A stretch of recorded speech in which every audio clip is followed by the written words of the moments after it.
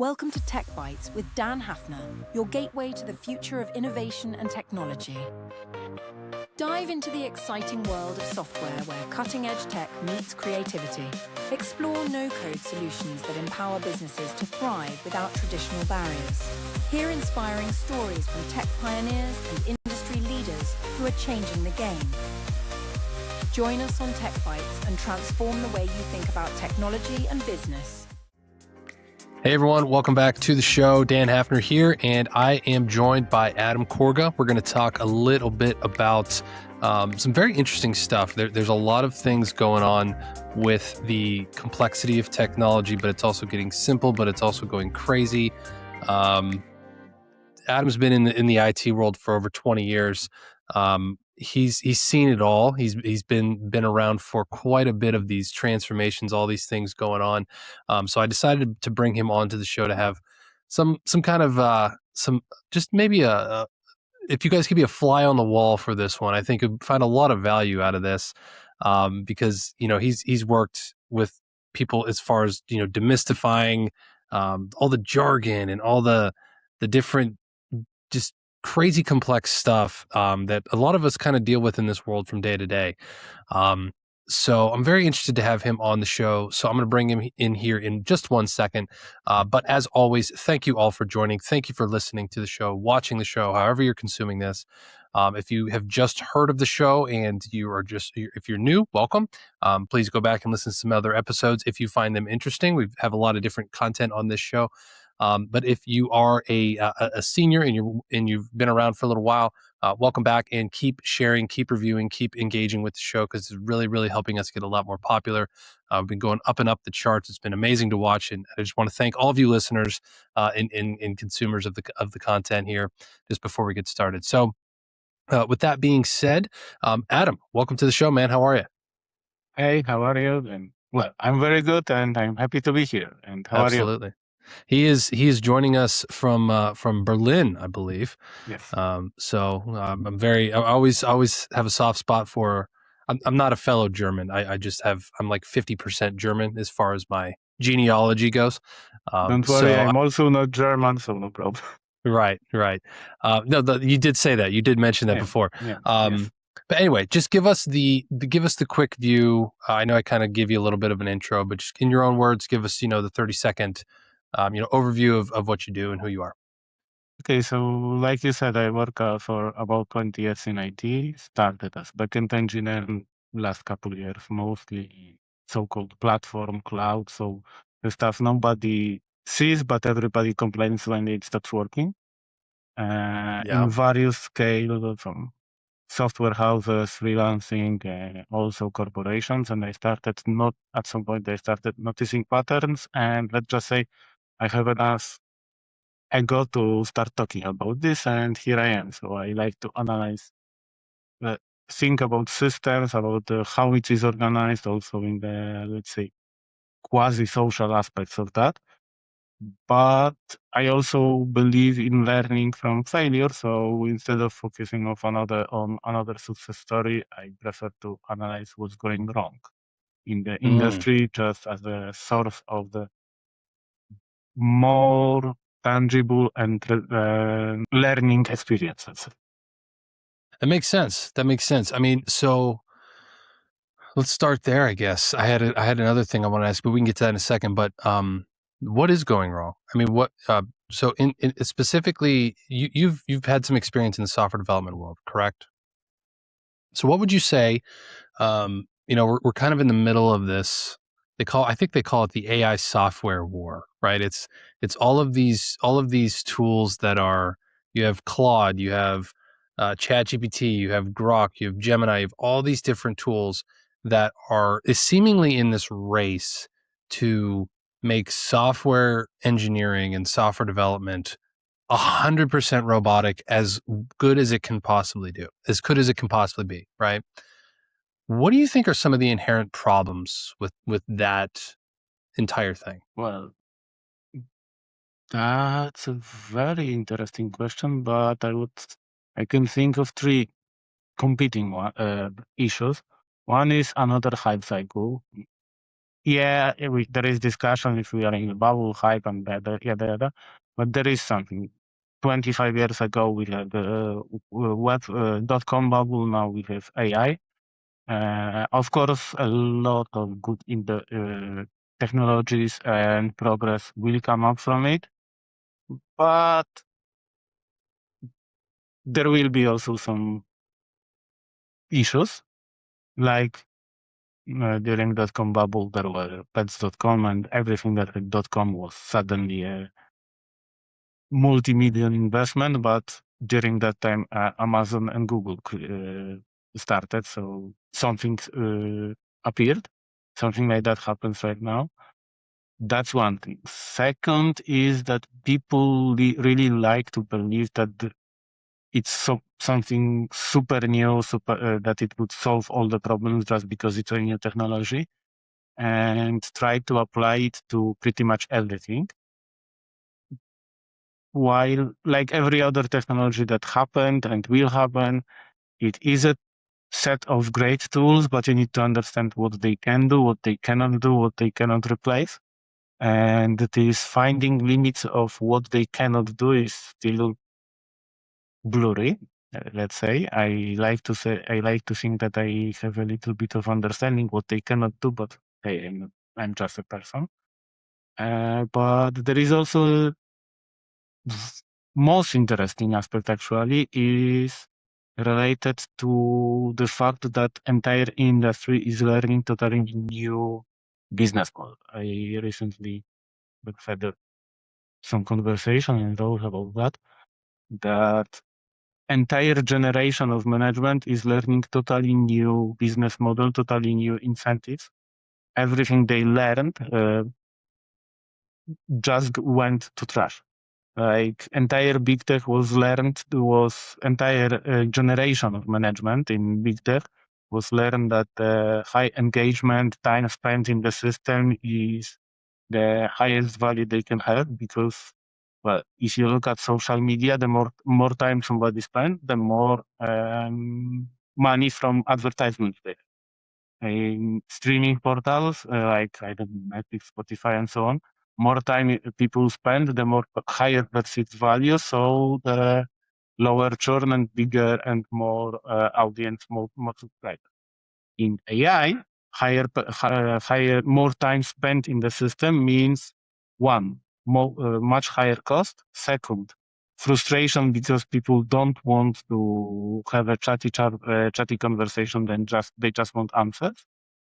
And revenue not necessarily increases because most of those subscriptions are flat, unless we're talking about some enterprise tools that are charging by the token, but that's still not that advanced. So ultimately, all entire system of metrics, how to measure success, needs to be redefined. Interesting. Very cool. Well, I do want to take a quick second and just apologize to you and to any of the listeners who might be able to hear any of the background noise that's going on right now. It's snowing here where I'm at, and I have a neighbor who decides to do his entire driveway with a leaf blower. Wow. So yeah, and it's incredibly loud and incredibly annoying. And he just has to do it right now in the middle of doing this. So we'll see if we can edit it out, and maybe we'll even edit this part out. We'll see. But normally these mics pick up that pretty well. But just thought of it like, wow, this is really really bad timing for this. Let's just say gods of live presentation, and live demo kick in. So something can go wrong if we so. Yeah.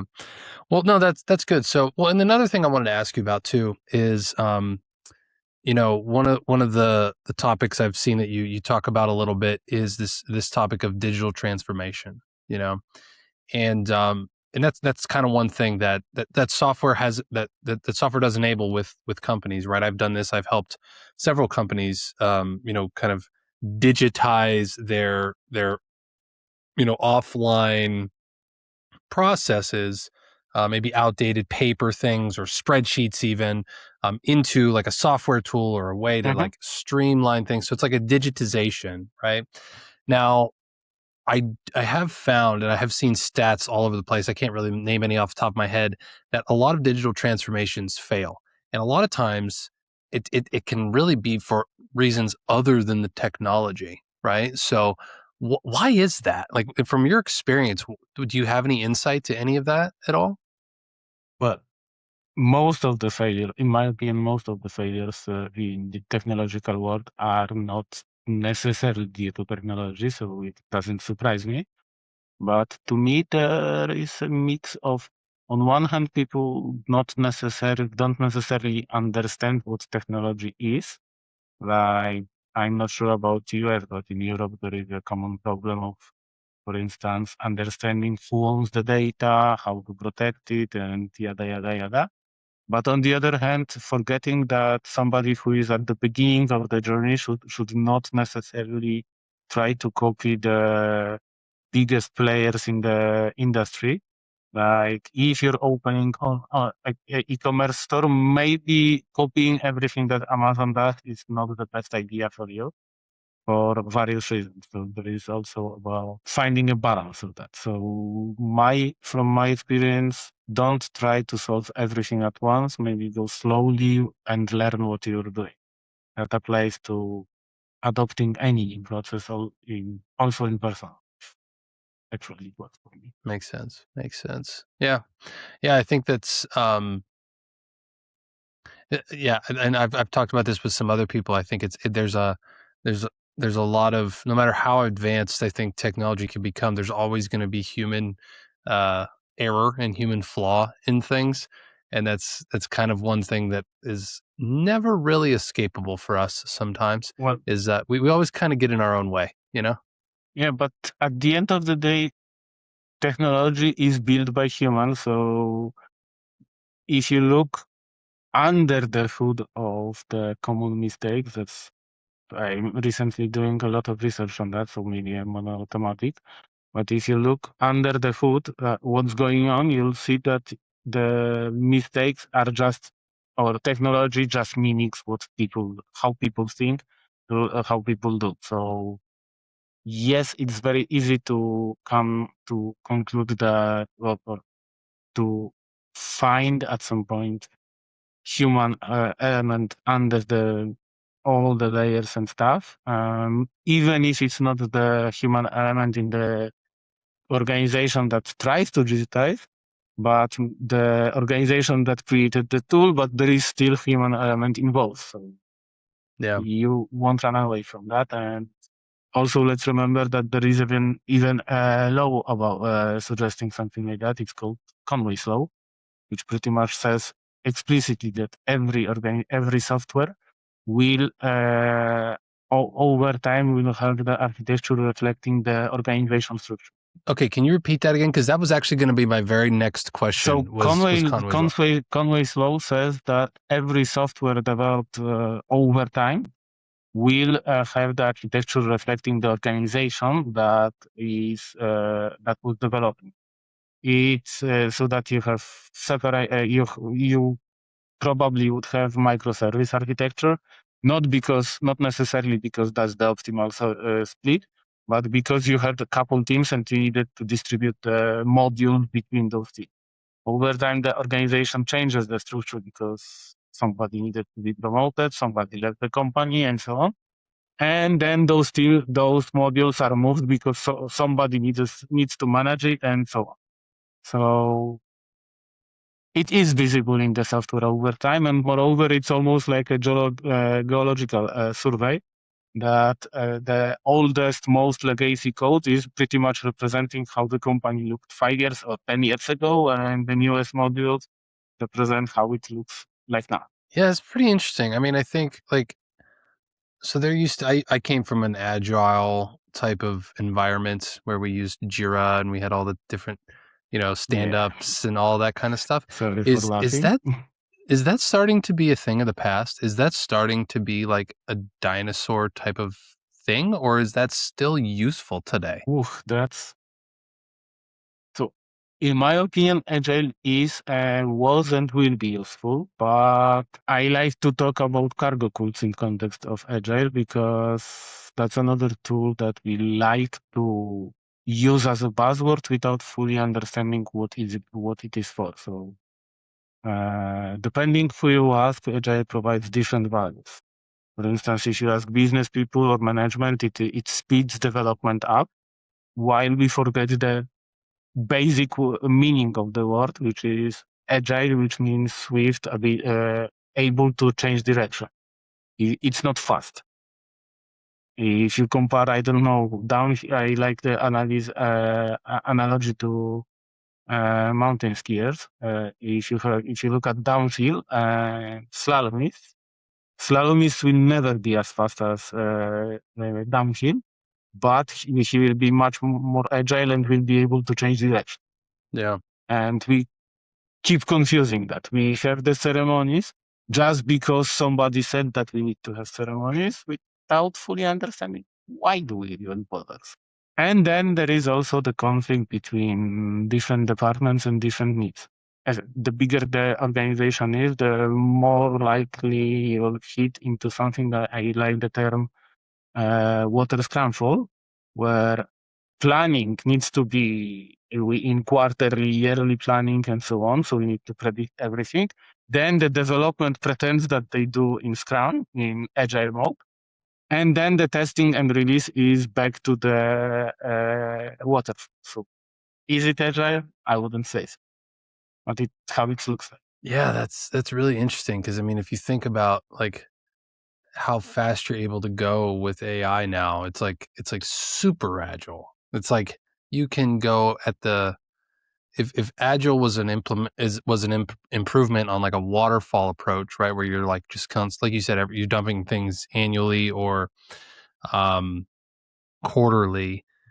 I mean, the world of AI has sped up things so incredibly that it's like super agile. It's like super duper agile. You could change courses 3 times in one day, you know? Yeah, but that's another thing that, let's be clear, with all the tendencies to hallucinate, and if we even consider what is used to teach to train models, it is not bulletproof, so the problems appear.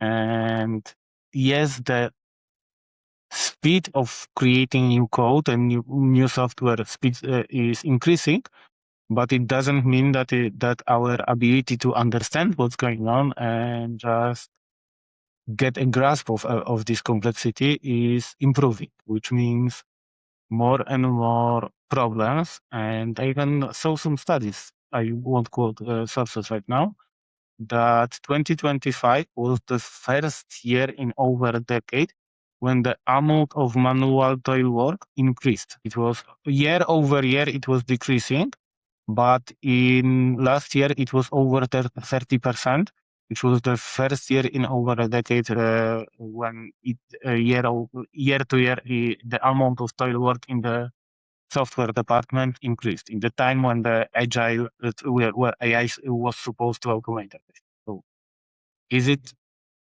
that improving, or we're just pretending that it is? Also, let's look at last, I don't know, 4 to 5 months. Pretty much every big tech had some incident. Microsoft, I'm not talking about the Windows upgrades, but Azure had a total mess with their front end. Basically, they messed up configuration of their front router. Google had some issues with deleting files from their buckets, and also something with router. Cloudflare had 2 or 3 incidents, 3 weeks, one after another. AWS had a famous situation. What was that? I think last time it was DynamoDB messing Route 53, but I'm not sure. Maybe I'm confusing the incident. And pretty much every big player had an incident that was huge.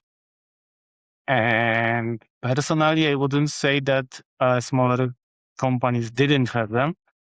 I would just say that I would assume that more likely they just didn't get to headlines. I know that organization where I worked had some issues. Yeah. No, that's actually good. I'm glad you went through all those because yeah, No one's immune. No one's immune from that. There have been a lot. If you think back the past 6 months or so, even longer.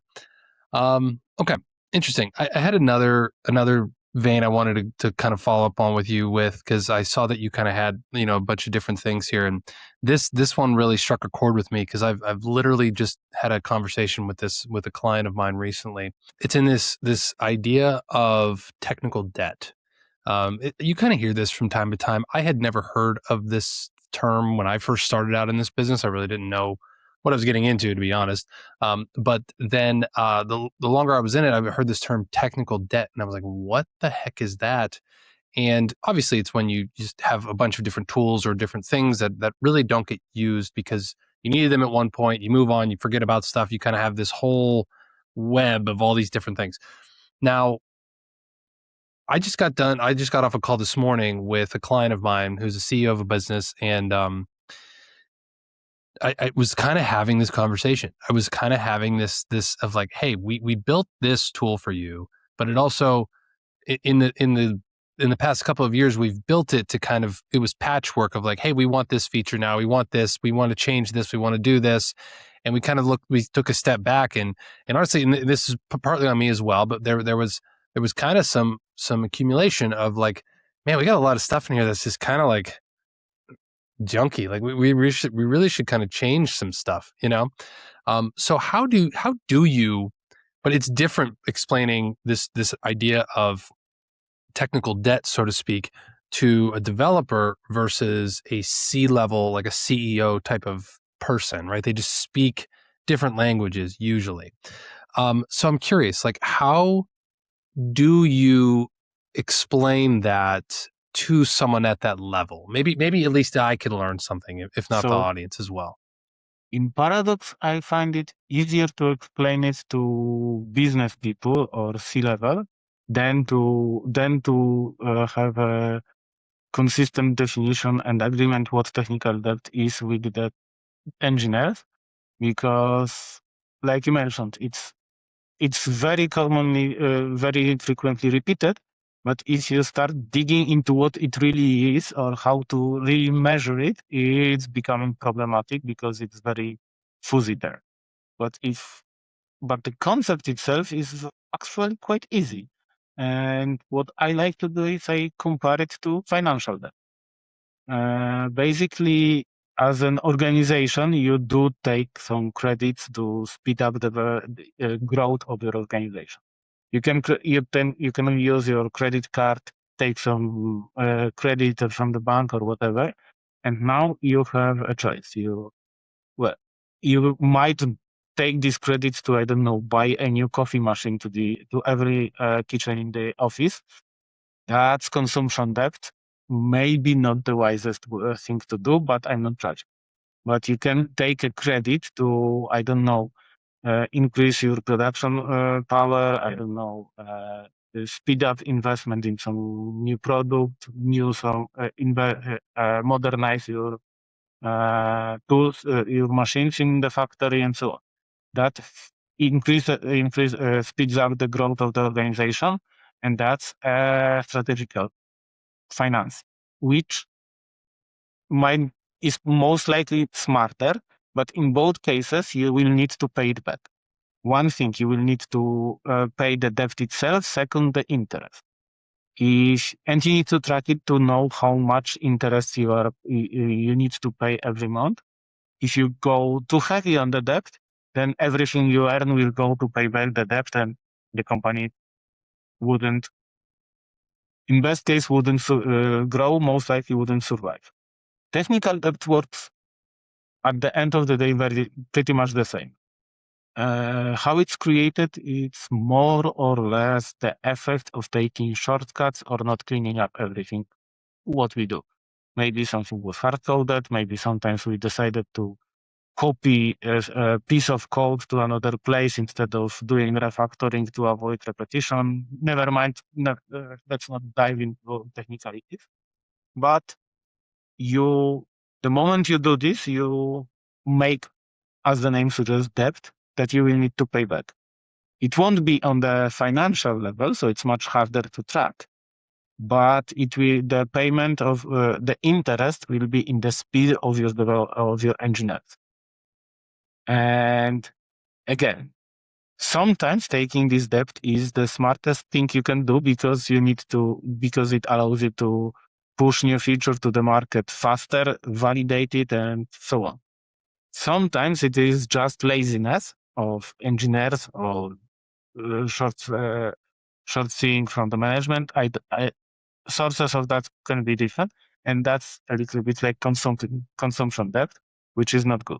But at the end of the day, if you don't track it, if you don't pay it back in timely fashion, at some point, all the engineering teams will be paying it back, and suddenly adding, I don't know, a new checkbox on the website.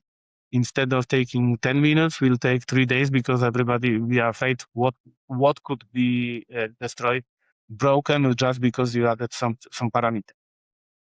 This gradual slowing down of the development speed, that's the interest from the technical debt, and that's what you should be afraid of. No, go ahead. I hope it helps.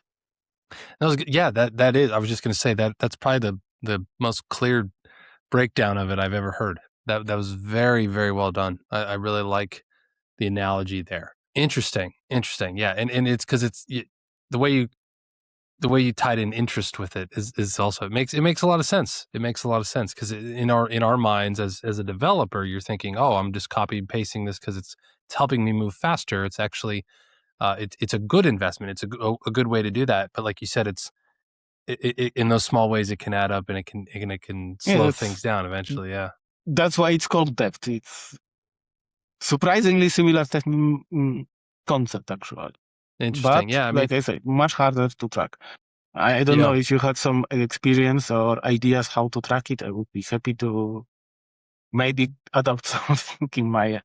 Yeah, that sounds like a very interesting idea out there for somebody listening, maybe that would be interested in some kind of way to help companies track that. Would be pretty interesting idea. I don't know how you would quantify it, but if you could find a way to do that, who knows? Very interesting. Okay. All right. Well, let's get ready to wrap things up here in a couple of minutes. Why don't you take a couple of minutes here and just tell us, I know you're an author, you have some books. Where can we go to find a little bit more about you or engage further with the things you talk about? The standard answer, yes, I am an author. I need to warn you that you can find totally different kinds of work I do. From satire to some systemic thinking, but everything I do you can find on my website, adamkorga.com. There's a blog to see a little bit better insight into twisted ways I think. You have some newsletter. You have links how to contact me. I'm super happy to always answer. But most importantly, you also have information about my book. And here, risking that I'm going into marketing, sorry for that, but one is IT Dictionary, which is pure satire about the meta commentary about how the IT industry works. Second, F Almanac, which is, well, I won't use the full title, which is literally study of those biggest disasters in IT industry, but analyzed in a way that on one hand won't be hopefully that boring, on the other hand would help understand how this everything works and why it breaks. That sounds awesome. The satire thing sounds so amazing to me. I would love. I have not checked that out yet. I will definitely dive into that. I love things like that. That sounds really, really cool. I would say I think it's great, but come on, I'm not objective by definition, so you need to check. Yeah. But there are some previews also on Amazon, so feel free to check. Awesome. We will do. So yeah, you guys can check that out. AdamKorga.com. It's spelled Korga. And we'll have the link for you, obviously, in the show notes as well, as always. So awesome. This was really insightful, very interesting conversation. I wish we had a little time to go a little bit more. Unfortunately, we got to wrap this up. I have other things we need to get going on with. I'm sure you're a very busy man as well. No, this was really, really awesome. I really appreciate your time and thank you for joining.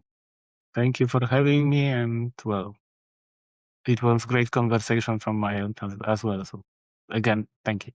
Awesome. Awesome. All right, guys. That was Adam Korga. And you can definitely check out, I highly recommend you check out all that stuff that he has mentioned over at adamkorga.com. Again, we'll have all the links for you down below here. So hope you got some insight from this show from Adam as well. And as always, please be sure to share, like, and subscribe to the show. We always appreciate that. That is very, very helpful. So that is going to wrap up this episode. I'm Dan Hafner, and we'll talk next time. See ya. Thanks for tuning in to Tech Bites, your go-to show for software business and technology. Don't forget to hit that subscribe button to stay updated with our latest episodes, insights, and stories. Hungry for more? Dive deeper into the world of no-code by visiting dapanacode.com. Your journey to building amazing software without coding skills starts there. Connect with like-minded creators and unlock a world of resources tailored just